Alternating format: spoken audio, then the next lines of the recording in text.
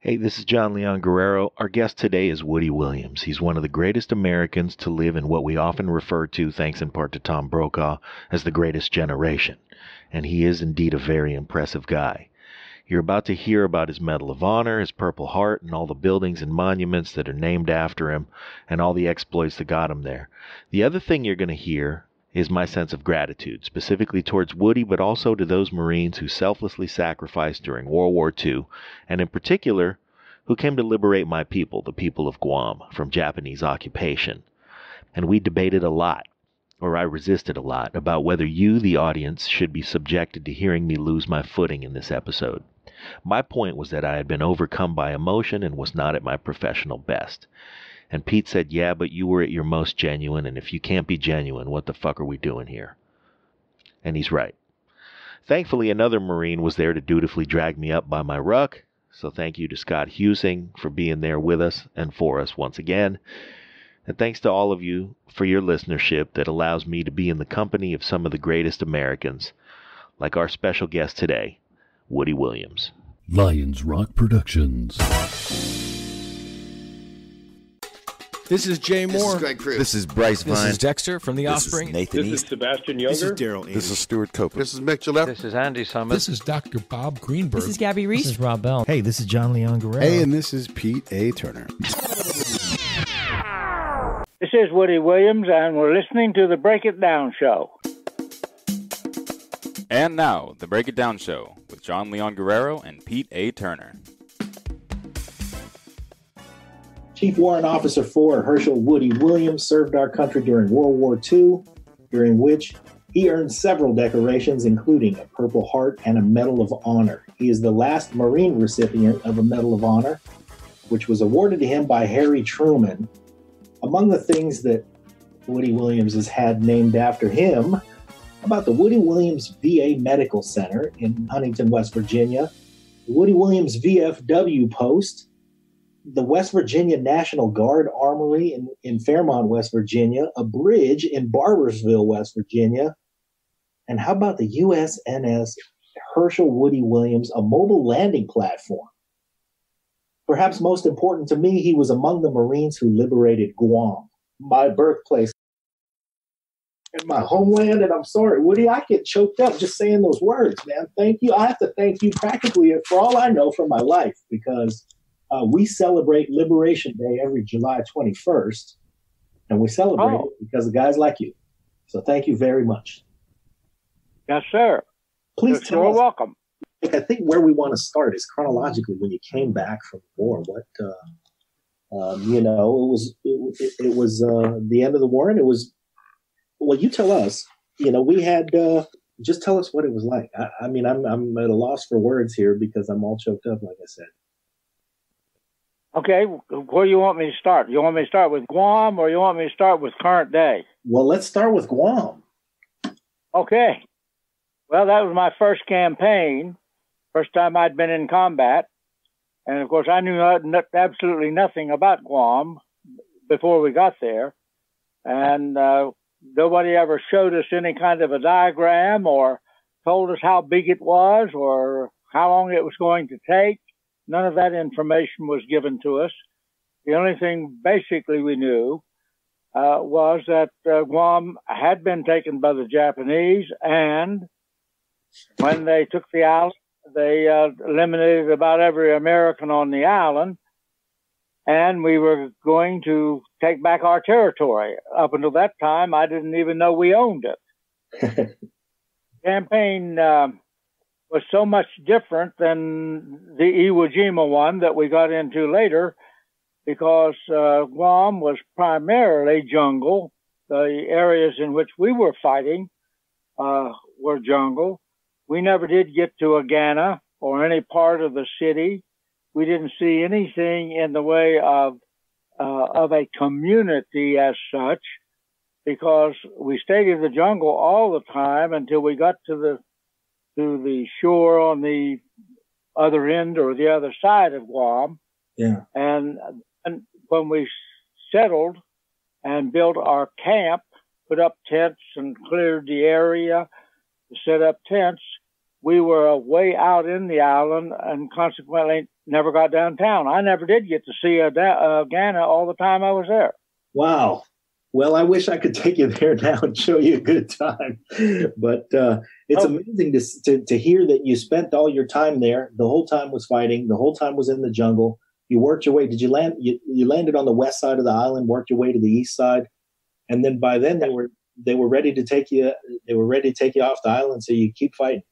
Well, we set up a camp, and of course we were there from July 21st was the day, and then we stayed there until we went to Iwo Jima, which would have been about the 14th of February.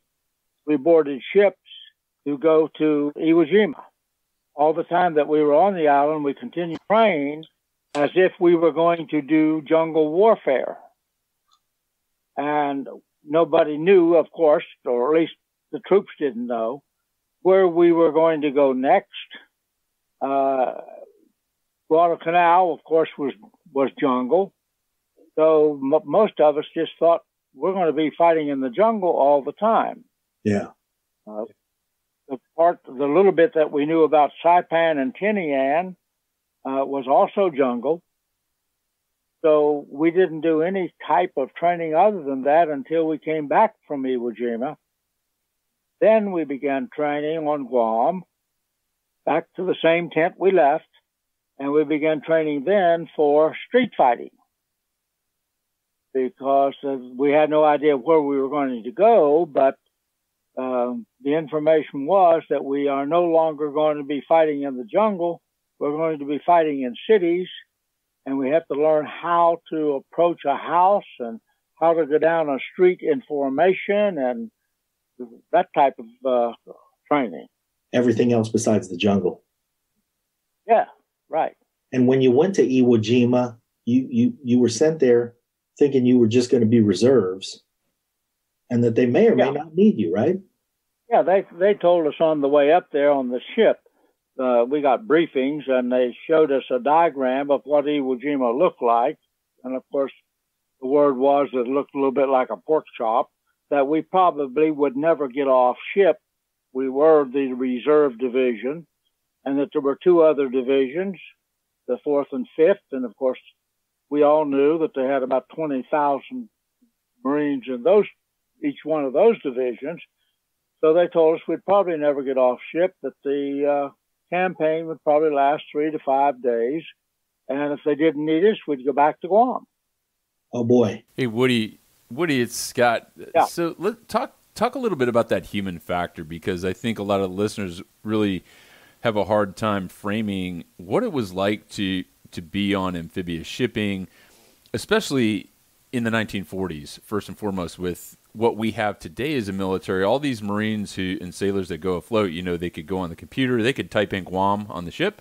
They have maps, they have computers, but there weren't maps floating around. You guys were really isolated. How did that affect you mentally going into the unknown? Every time that ship, stopped and dropped anchor and they said, hey, you're going ashore to fight, that overwhelming anxiety of the unknown must have been a lot of tremendous pressure, especially for a teenager. And I think a lot of people don't know that, how young you were when you were fighting. How old were you? And can you talk about that human element? On Guam, I was 20. But on Iwo Jima, I had reached my 21st birthday. The Guam, we knew nothing about combat since all of us, in particular my group, we had never had combat before. So we knew it was going to be war.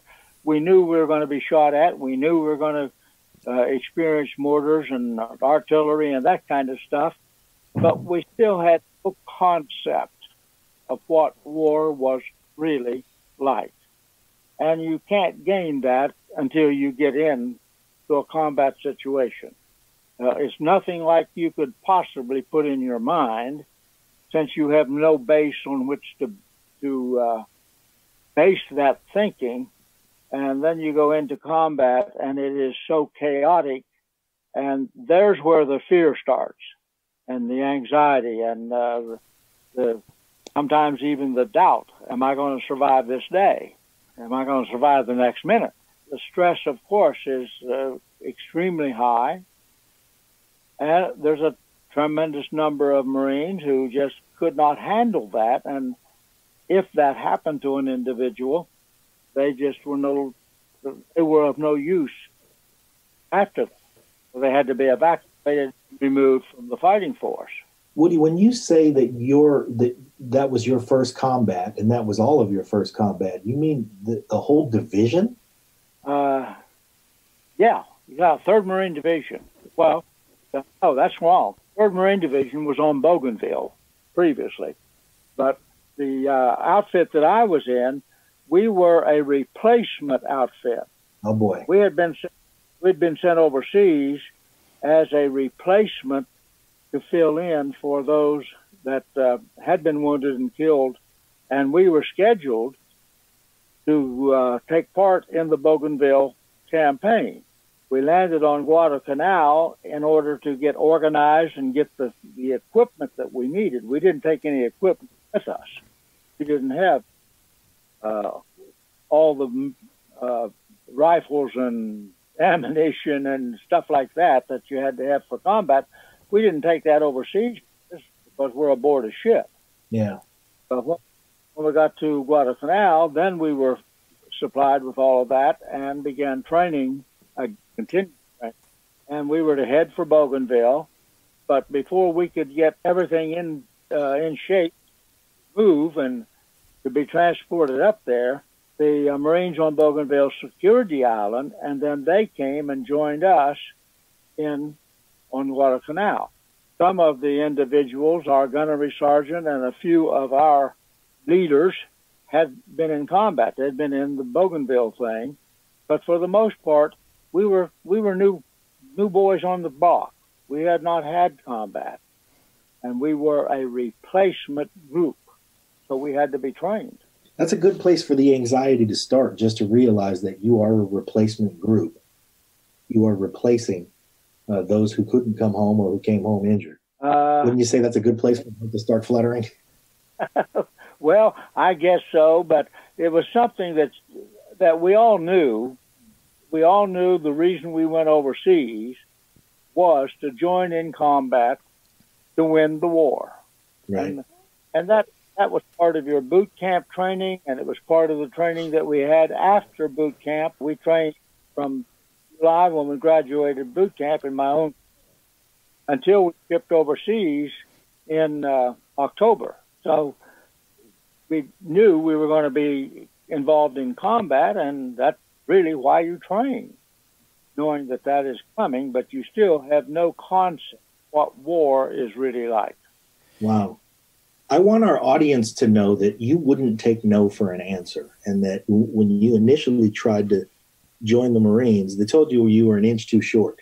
And then your recruiter kept track of all the guys he wanted to call when they changed the height requirement, and they did indeed do that. And he came by and drove by your house and came and saw you. Is that right?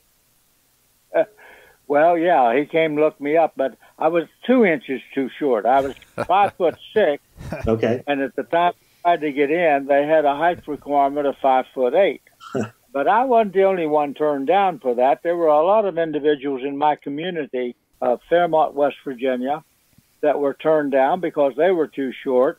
Yeah. We had a lot of Italian people in our community because a lot of them came there to work in the coal mines, and most of them were basically in the 5'5", 6 or 7 inches tall.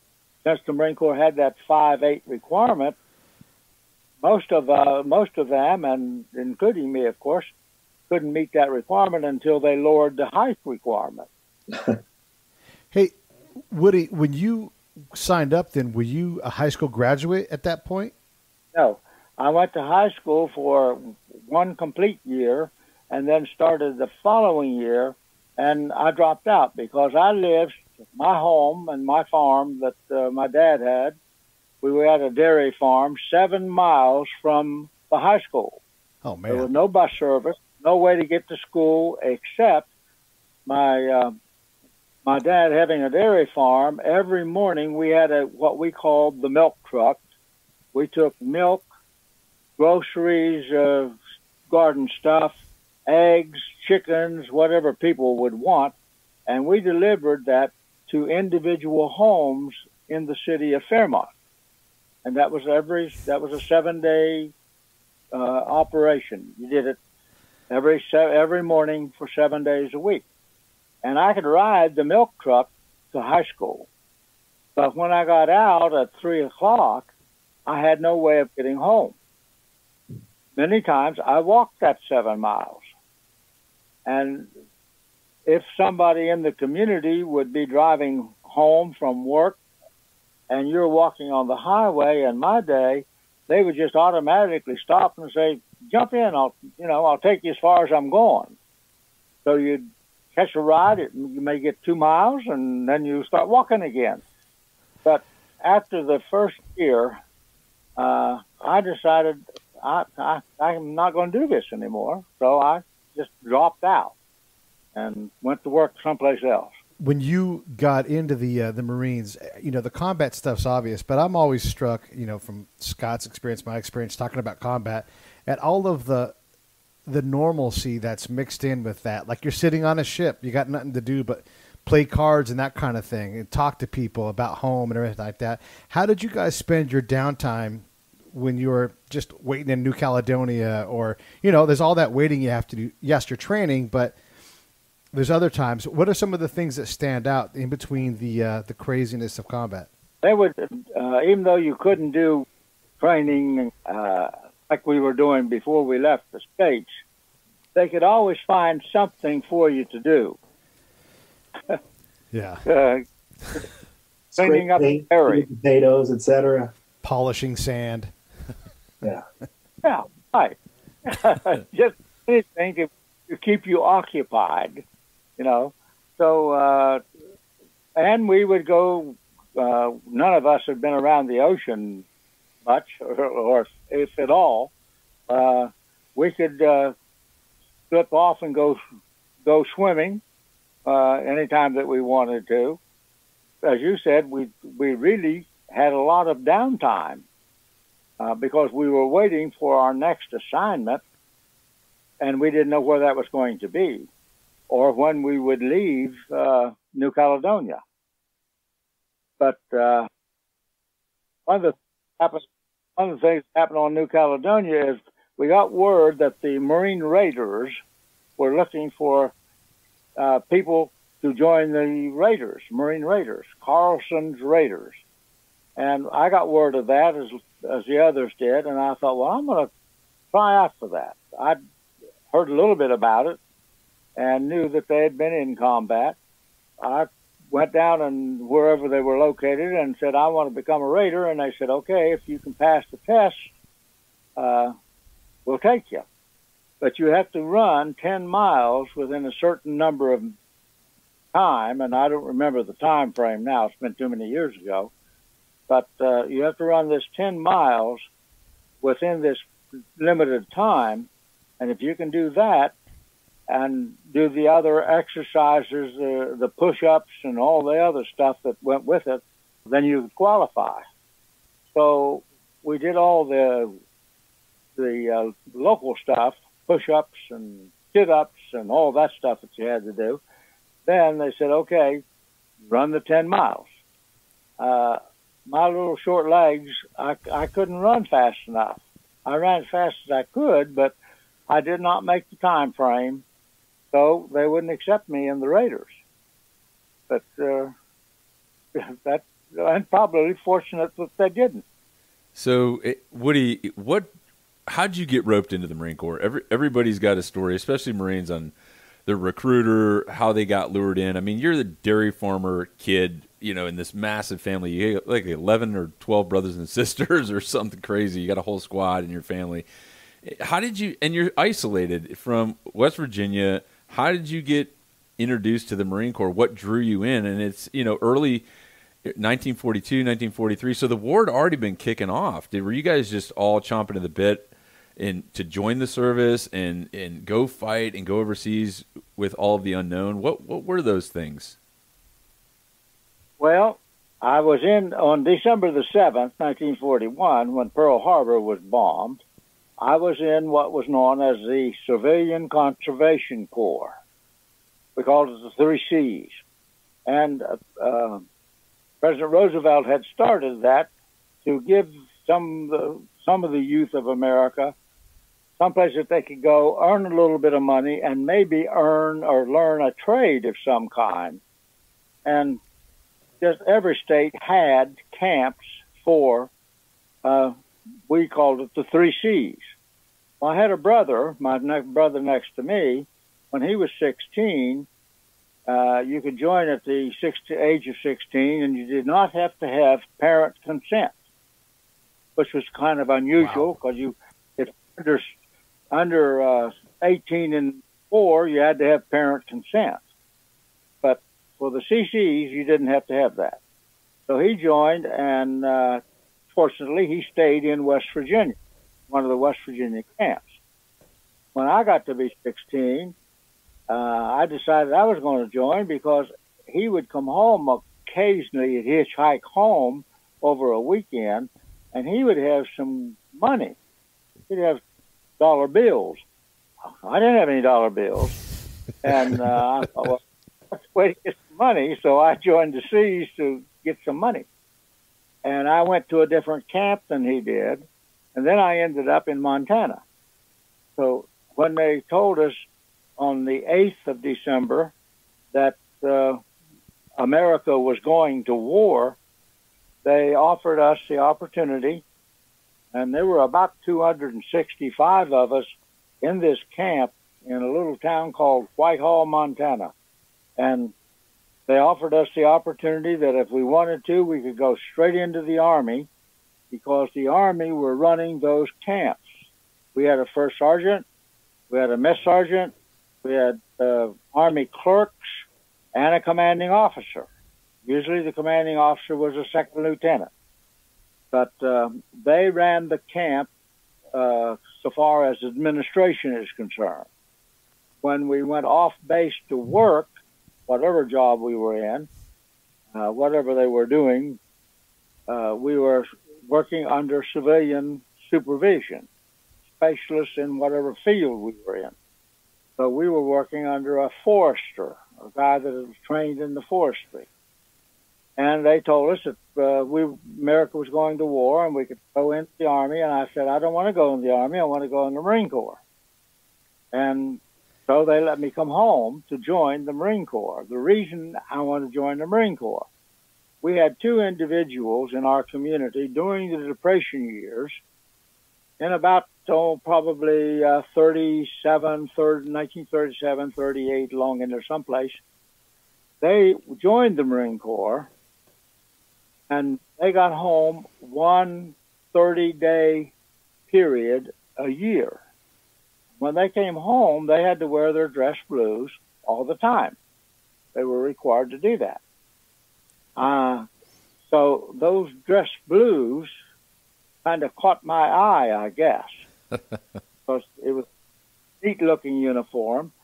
Then I had 2 brothers who were drafted in early 1942, and they were both stationed, one in Ohio, one in Maryland, and they would hitchhike home every once in a while over a weekend, and they were wearing that ugly Army uniform. No offense, Pete. Yeah, no, don't take it. It was ugly. So woolen, ugly Army uniform, I did not want to be caught in that thing. So I wanted to be a Marine so I could go get those dress blues, and those dress blue guys, they could get girls without any trouble. That's always back to the girls. Yes, always. sir. There it is.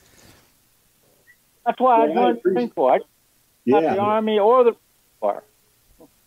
I appreciate that your sense of style drew you to the Marine Corps. I find it funny that you were working in forestry, so they sent you into the jungle to fight. But I'm glad that that sense of style ended you up on Guam. Well, Woody already had a lot going against him. He's too slow. He's too short. So he's like, I'm going for the uniform. Just like every Marine gets baited in. They're like, yeah, shiny object, shiny object. So they got him. So Woody, you join up you with all the unknown and everything, and you leave West Virginia. You're in the Pacific, and then the on multiple landings, and then finally you guys are thrust into one of the most iconic battles for the Marine Corps on Iwo Jima. And what's so significant is not just the number of U.S. service members we lost, but the number of Japanese we killed. And you were a part of that as a young demolition man. And, I was going through our good friend Andy Bigg's story in the interview that he wrote about you. It's phenomenal.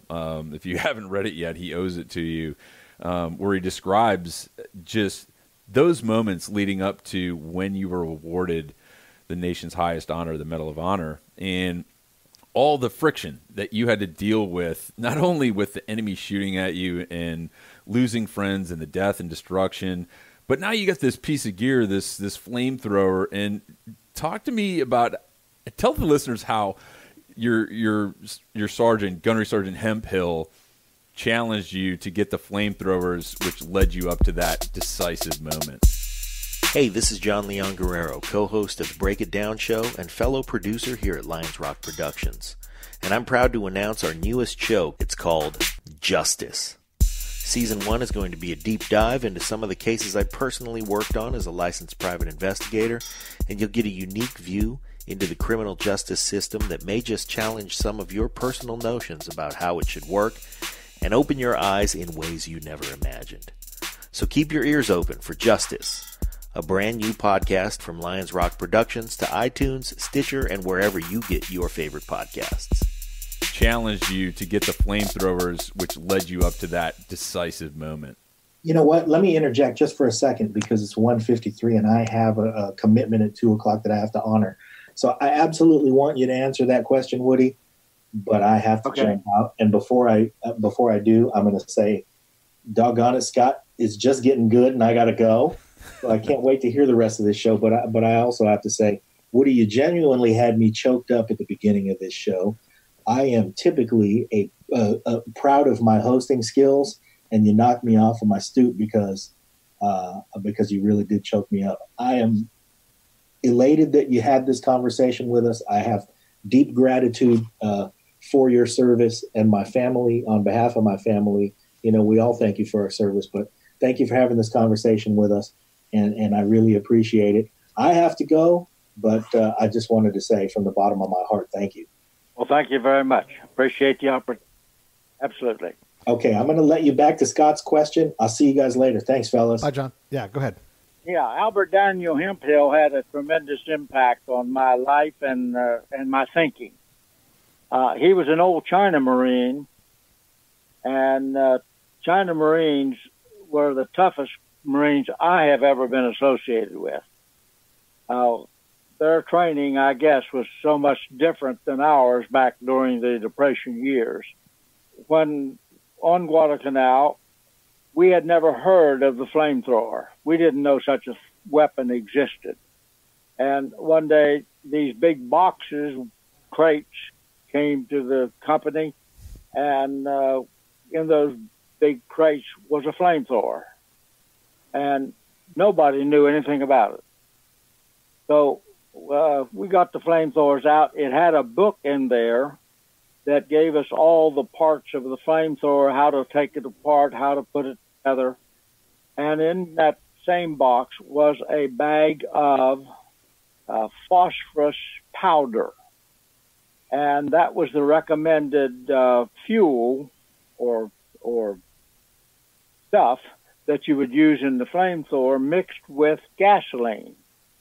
Gasoline would set the phosphorus powder on fire after it was mixed with gasoline. It would land on a target, whether it be a person or an object. And since it was a gel kind of stuff, almost like Jell-O, a little thicker, it would burn because it had phosphorus in it. That was the recommended fuel for the flamethrower at that time. The gunnery sergeant, we tried it, we mixed it, we followed the directions that we should, mixing it up. But when you only had 72 seconds of air, compressed air, to force that stuff out of the flamethrower, out of the tanks, and you couldn't aim it. You were shooting from the hip, so you'd almost be out before you got started. For trying to target. And he didn't like that stuff, so he began experimenting actually with other kinds of fuel. And I guess he thought, well, if it'll set that on fire, it'll set some other fuel on fire, because we were using 82 octane gasoline to mix with that phosphorus. And we did that and mixed it with kerosene, and that didn't work. And we tried motor oil, and that didn't work. And we finally got diesel oil, but we didn't have anything in the company where we stored diesel. That was always in a motor pool someplace. So we would have to get 55-gallon drums of diesel and Woody, just knowing Marines as I do, I'm assuming no one had a chemical engineering degree on the beach that day, and you guys were all just winging it. Yeah. So we finally found a mixture that really worked, and it wouldn't go quite as far as the phosphorus gel, but it went out in a great big, huge fireball, which was so much more effective than that gel. Was the supply sergeant who controlled the access to fuel, that guy was happy to give you guys 55-gallon barrels of whatever you wanted to experiment with, right? Like that was super easy to get? Yeah. Oh, okay. I assumed you guys had to steal that stuff. That's exactly right. Oh, okay. One day, the gunnery sergeant came in. He had access to a Jeep as a gunnery sergeant. Uh-huh. And one day, he left camp. Nobody knew where he was going, or at least he didn't tell any of us. When he came back, he had a 55-gallon drum in the back of that Jeep, and it was 130 octane airplane gas. And he didn't tell us who got it or how he got it, and but it burned with such higher intensity than the 82 octane gasoline. So we began then figuring out how we could get airplane gasoline, and somehow, somewhere, somebody worked it out. So we began getting, we could requisition 55-gallon drums of airplane gasoline and use that, and that was so much more effective than anything that we'd tried before. So that's what we used, and that's what I used on Iwo Jima. On Guam, I never used the flamethrower at all. Huh. So it's all, no pun intended, trial by fire. Right. And you guys are on the beach, and since then, and since Vietnam, the weapon has been outlawed because of humanitarian reasons. But I mean, in that environment, and I can relate to this, but our listeners might not. Is what was on your mind when you strapped on 70 pounds of air and fuel mixture, and you're having to use this weapon against all these enemy soldiers who are trying to kill you? I mean, was there any thought? Were you more worried about yourself using this weapon or the effects on the enemy at the end of the day? And in the last 60 plus years, how much have you thought about that?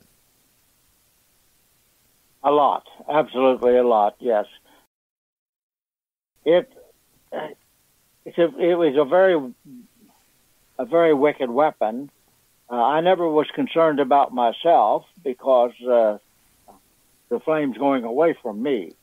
In the early stages, when we were learning how to use the thing, we never had a manual that told us how to use it in combat.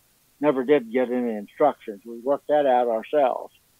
But in the early stages, we didn't know that if there was a strong wind blowing towards you, you better not fire that thing because it's going to come back at you. And I've had the hair burned off my arms and hands and my eyebrows, and you have to go through that to learn. But the odor of burned bodies, firefighters will tell you the same thing. I think that there is no odor like it, and things have left a lasting impression that will never go away. They're there, and you have to learn to live with them. and that's what I have learned to do. But the memories, every once in a while, will come back when something reminds you of it. That'll be there. That's expected. So, I want to ask you about that. So the moment leading up to the pillbox assault that you did you know that you were a courageous guy? Was courage part of, obviously you're in a fight, it's your brothers, someone's going to go. So when they point at you and say, what do you want to do? You go. But what kind of a guy were you moments before that? Were you the kind of guy that's like, I don't give a damn. It's all about, accomplishing the mission. Did you have a sense of self? You're such a young kid. When they look at you for ideas and you guys are pinned down on that airfield, what's going through your mind 5 minutes before all of that?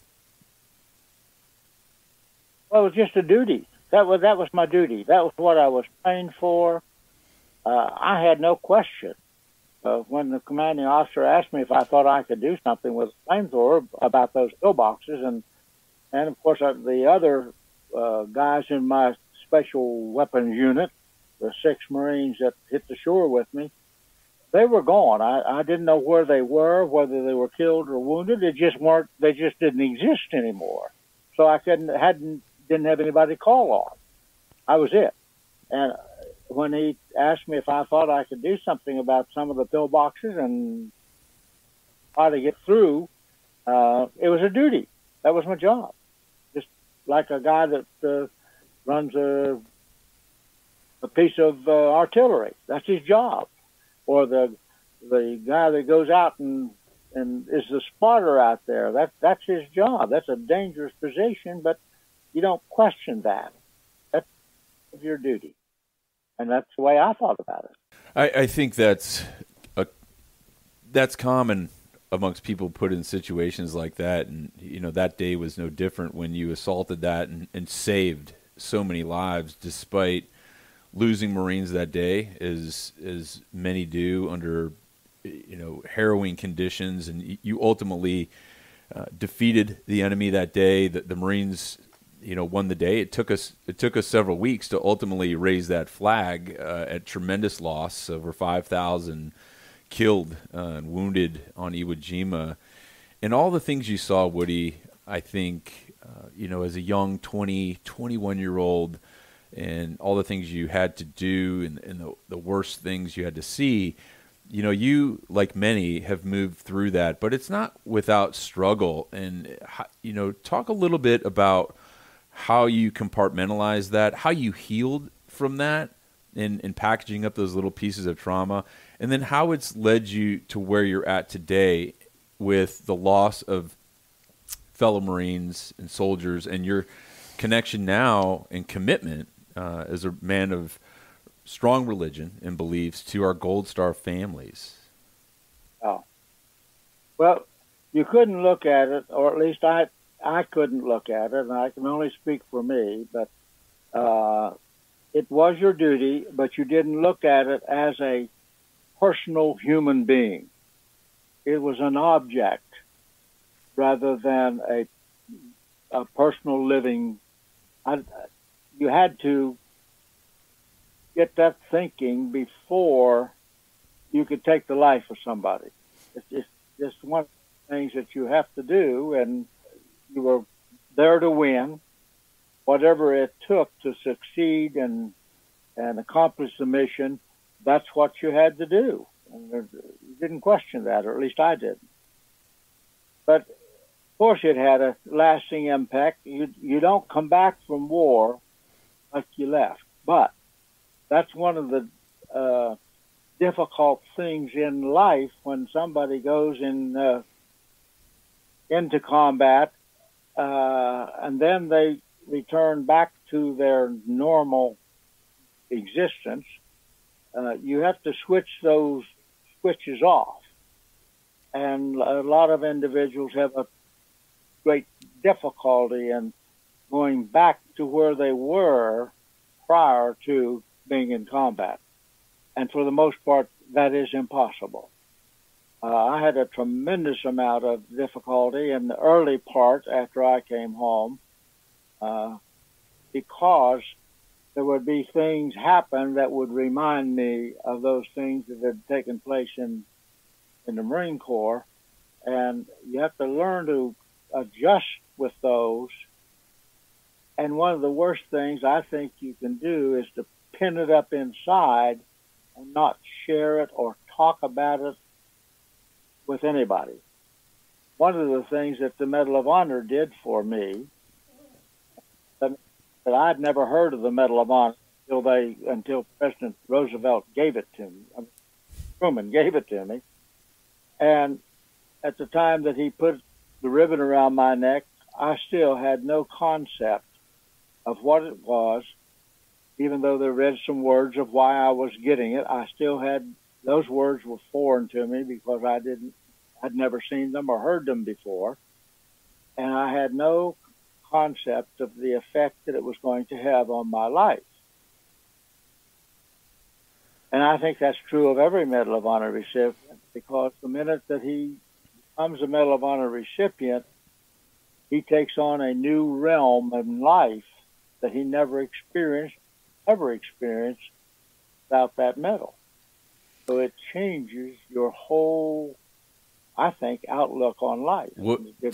Tell the listeners what our commandant at the time, General Vandegrift, said to you before you received that Medal of Honor, or right after. I can't remember when. That was right after. Yeah, all the Marines, there were 7 Marines who received it that day. There were 13 of us, and the rest of them were Navy corpsmen. And all the Marines had to go to report to the officer commandant the next day. A. Vandegrift was the commandant, and he was a Medal of Honor recipient from Guadalcanal.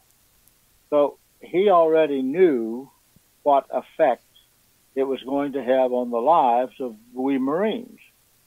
And he apparently wanted to talk to us individually. He didn't talk to us as a group. He talked to us one-on-one. And you have to go in his office as an individual, as a single person. And I was next to last to go in. An individual by the name of Zimmer, who was the last man to get to talk to the commandant. Everything was alphabetical back then. And when I walked in his office, I was literally scared to death. I think I was more scared there than I was when I was standing in front of President Truman. But when I walked in, walked up to his desk, of course, the sergeant in charge of us told us what to do. You know, walk in, take your cover off, walk up to his desk, stand at attention until he tells you what to do. Well, I did that. At first, he said something that I didn't know what he said, so I didn't go at ease. That's what he really said, I guess, but I didn't understand it because I was so frightened. And then the second time he said it, I did. I stood at ease, and then he began talking to me. Much of what he said that day I don't remember.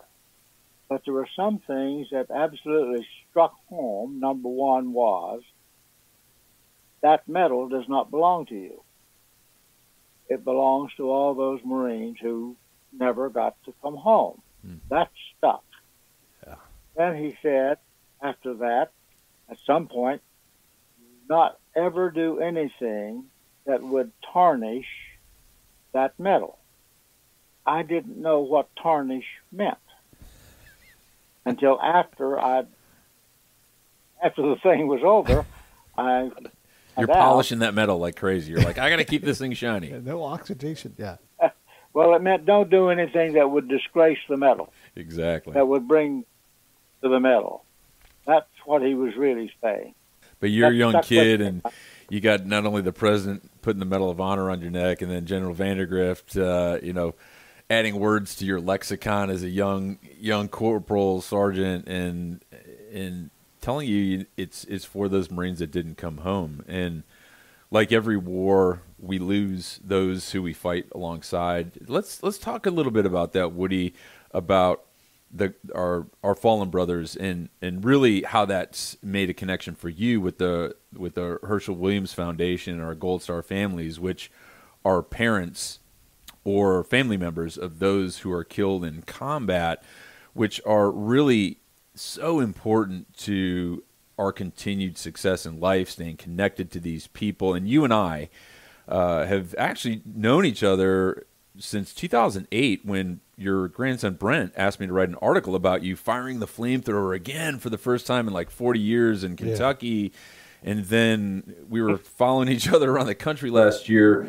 But you're doing such amazing work, Woody, with your foundation, and almost 50 of these memorials around the country which honor our Gold Star families. And I want to say one more thing before I turn it back over is, how, I don't often think about every generation of warfighter, and because our Gold Star families are really finally getting the recognition they deserve, and that's due in large part to what you're doing, what your foundation stands for, to recognize these people, because every one soldier Marine that goes down range to fight, they leave an entire family behind. And when we lose a brother or sister in combat, that family needs support, and you're a big part of that. So talk to everybody about why that has become the new torch that you carry and why it's so important to you. The thing that, or some of the things that led me on this path was, before I went into the Marine Corps, I was temporarily working as a cab driver because I'd already quit my regular job, which was in a steel mill. I quit the job to go into the Marine Corps, but we had a waiting period back then. Had so many people wanting to get in the Marine Corps, they couldn't take everybody. And so I had a waiting period, and a friend of mine got me a job driving taxi to fill in because I didn't have any money coming in.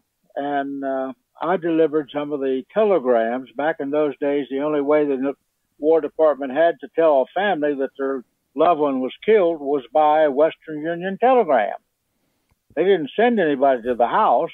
They just sent a telegram and said, "We regret to inform you that." And so the telegrams would come into the Western Union office, and they would call the cab company and say, "We got a telegram to be delivered," and then the cab driver got the job of doing it. I delivered some of those. The families, the minute that I knocked on the door and they opened the door and saw the envelope that I had in my hand, they already knew what it was, because it wasn't the same color as a Western Union telegram. It was different. They already knew when they saw the color of that envelope. They knew one of their loved ones, a loved one, had been killed. And for a 19-year-old boy delivering that, I didn't know how to handle it. In my day, you wouldn't dare hug some lady, a mother, or somebody like that. You just didn't do it. And so that left a lasting impression. And then a school friend that we'd walked back and forth to school for 7 years together, he went in the Army, and he was a nose gunner on a B-24, and it got hit. He got severely wounded and died 4 days later, and his family were almost like a second family to me. Mr. Brown was kind of a surrogate father because my father died when I was 11 years old. So that left a lasting impression. And those things in my mind, they kept there. And for about 15 years, I had a concept, had an artist help me do a concept of a memorial for a Gold Star mother to be placed in the District of Columbia, someplace, to honor the Gold Star mothers that had lost a loved one. And I could never sell it. I couldn't get my congressional people to support it. I couldn't find somebody with a lot of money that wanted to spend it for that purpose. And I had just about given up. And it was still in my mind, but I just accomplished. I talked to a Gold Star dad. And all the effort that I'd made, all the times that I'd talked to people, I had never mentioned Gold Star Dad. Nobody ever mentioned Gold Star Dad. or grandma or grandpa or sisters or brothers. It was strictly Gold Star mother. This Gold Star dad came to me, and he had lost a son in Afghanistan, and his wife had already predeceased, and so the notices, the two people coming to visit the home from the military, they came to visit him, but he was the only one there. So that really hit me. Well, why have we all these many years not even honored in any way the families of these people? It just made no sense. So I started a program to do that, and we did the first one in 2013 in West Virginia, a Gold Star Families Memorial Monument to honor the families of that individual. And we thought we had done our job, we're finished, but then it got on the internet, and other communities, people in other communities said, well, we've got those people living among us. We need to do the same thing. Now we've done 47 of them. They're completed, dedicated, and standing in these 47 areas, communities around the country. Our little state of West Virginia, we have 5 already in various communities. We got number 6, which will be dedicated in April. Number 7 will probably be dedicated in June. Number 8 will be on our Capitol grounds next year. So lots of states, Texas and Ohio, and yeah, it's just amazing work. I mean, over 41 states currently represented. You've got another 50 monuments plus in the works. And, you know, the work that you've done, Woody, is your service continued in the Marine Corps. You continue to lead and retired as the Chief Warrant Officer 4 in your successful career in the VA. And then you still continue to lead and to be privileged to lead our Gold Star families and be that conduit of support for them, I think is really remarkable, coming from that young kid who is, you know, lying and conniving his way to get in the Marine Corps and doing so much and having a successful career and then another successful career. That they, you know, are so grateful for what you're doing for them. And I'm grateful for you being my friend and fellow Marine and everything that you've done. And it's just an amazing network that we share. And thanks to you, so many people have been connected. And I think that you're so busy. I mean, you're 95 and you're kicking gravity in the ass and you're still moving around the country more than me. And it's just amazing the connections that you're bringing together, Woody. And I just really want to say how proud I am to know you. And to call you a friend and fellow Marine again, and know that your work is going to be this immense legacy that is around forever. It's just amazing. I just want to say thanks, brother. Well, thank you, Scott. Appreciate that very much. We've already got scheduled, according to Brent, my grandson, 32 Gold Star Family Memorial Monuments on the schedule to be dedicated this year. Wow. And there will be more on. So we already got 32 scheduled. It's amazing what the people in the community are doing. It's the folk in the community that are realizing for the first time they've never done anything to honor these families that sacrificed more than any of us. You can't give any more than one of your own.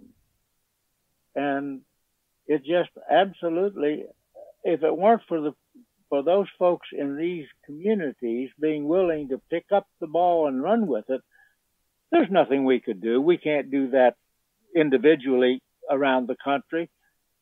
But these communities, these individuals in those communities who have the same big heart, have the wherewithal to do a monument, it is just amazing to me. It has absolutely, as far as I'm concerned, it's a miracle. Well, Woody, I think you're a miracle. You've been at it for nearly 100 years and starting your service as a teenager, and you're still serving. from all of us out here in humankind, especially in the U.S., thank you for what you've done and how you continue to take this message and put it into something and get us all in a position to realize we do have to remember and honor these Gold Star families, because you're right. All three of us have been in combat, and we all know people that should have come home, and if not for the grace of God, we'd be there too. So what would they do? They would do the same damn thing. And it's not easy, but you've lifted us up, man. I really appreciate you. Thanks so much. I appreciate that very much. Appreciate the time. Hey, Semper Fi, Woody. Semper Fi.